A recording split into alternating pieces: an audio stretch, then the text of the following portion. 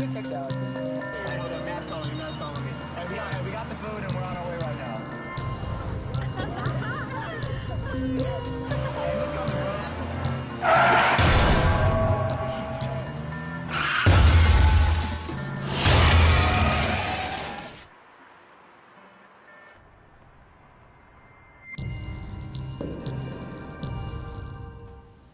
Hello, my name is Andy DePiro.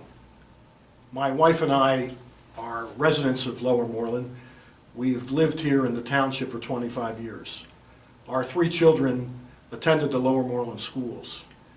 And I'm here today to speak to you about an important topic, and that is distracted driving. And before I begin, I want to thank the school administration, the faculty, and the members of the senior class for permitting me to be here to share some of the information with you. The National Highway Transportation Safety Administration has declared April as the End Distracted Driving Month in an effort to raise the level of attention to this most important issue. Now, one of the things that we need to start with is, what do we mean by distracted driving?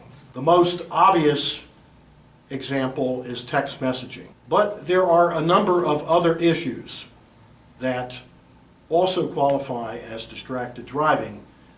Activities in the car that take our attention away from what we should be doing and distract us to the point where it puts us and perhaps others at risk of bodily harm or even death.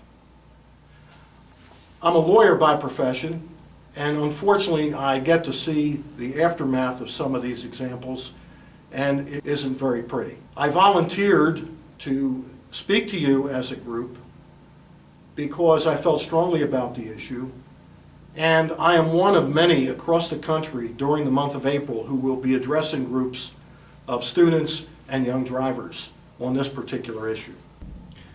In addition to text messaging, there are a variety of other activities that distract our attention from operating a vehicle safely. And some of those activities include eating and drinking, changing the CD and the CD player, adjusting the MP3 player, grooming oneself, combing your hair, applying makeup, talking with others. It could be a number of things, but text messaging is the most dangerous of the group.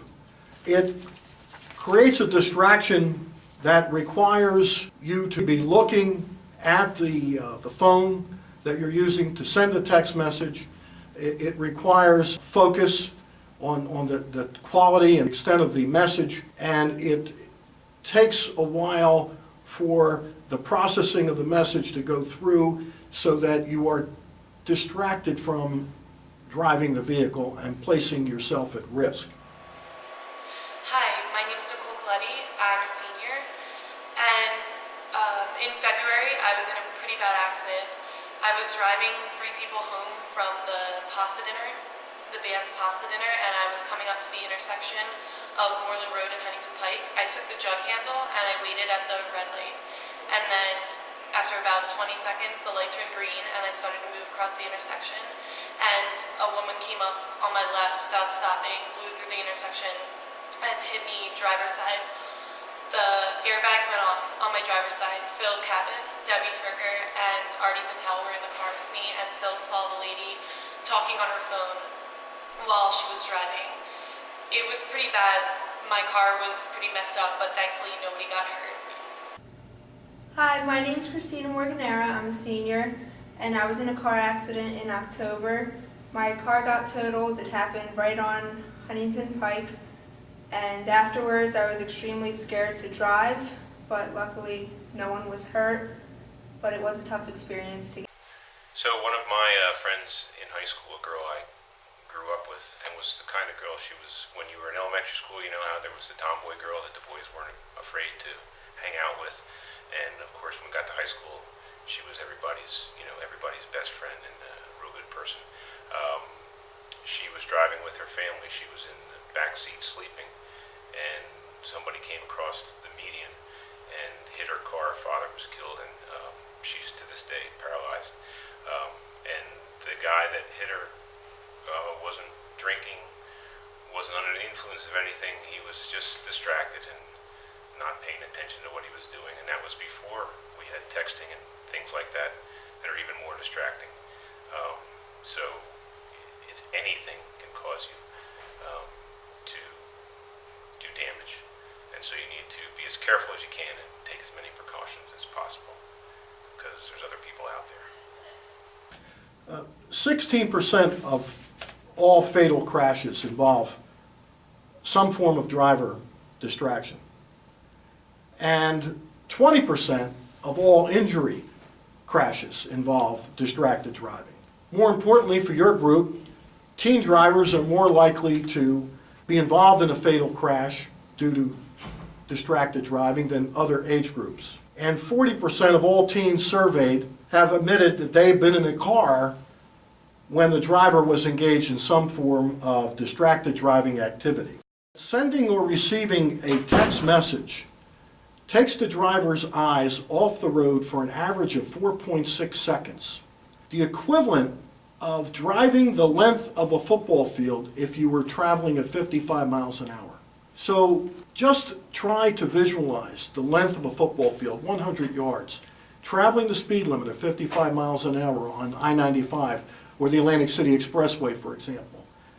That takes your eyes off the road for 4.6 seconds, a period of time that will put you at great risk. This is a face of distracted driving.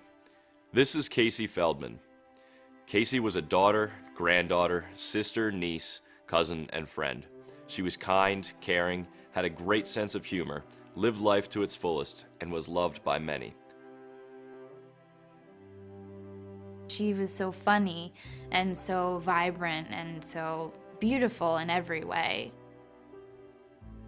She was smart, she was intelligent, she had goals for herself, she was really grounded, and she was someone that you knew would grow up to be somebody special, somebody important to other people. Casey's life ended on July 17, 2009. She was struck and killed by a distracted driver while she was crossing the street in a crosswalk. He had taken his eyes off the road for just a few seconds. It was the first time that I ever lost somebody, a friend, and someone my age, and it made me realize that could have easily have been me, that could have been my sister, it could have been anybody. Before Casey's accident, I drove distracted, and I would let people who were driving me be distracted. I know in high school, rushing around to activities, I'd be eating in the car and doing makeup in the car. I actually wrote a speech in the car once. I was changing the radio station while backing out of a parking spot, and I hit a utility pole. I would take my eyes off the road to do makeup, to text message, to use my phone. I think definitely as a teenager, when you're first driving, you do feel invincible. And driving can become a secondary task to whatever you're doing. You're basically operating a weapon. I think that people need to realize that they're operating something that has the power to change like 1,000 lives. No matter what it is you're trying to do in the car, it's not worth it. When you're driving, it's not a secondary task, it is the only task you should be doing. We must learn from Casey's death that as young people, we are not invincible. And we learned that it just doesn't happen to other people. It happened to Casey, someone that we love and miss very much. I think of Casey lying on the roadway after her accident, and when the police officer asked her how it occurred, she said, "I want my mom," and I wasn't there to comfort her in those last moments. What will it take for us to change the way we drive? I've stopped having meals in the car. I put one CD in and I just don't change it. I make sure my purse is in the back seat now, my phone is in the back seat. If I'm driving, that's the only thing I'm doing. This is the picture I have in my car of Casey to remind me to keep my eyes and mind on the road. You could do the same with a picture of somebody that you love and care about.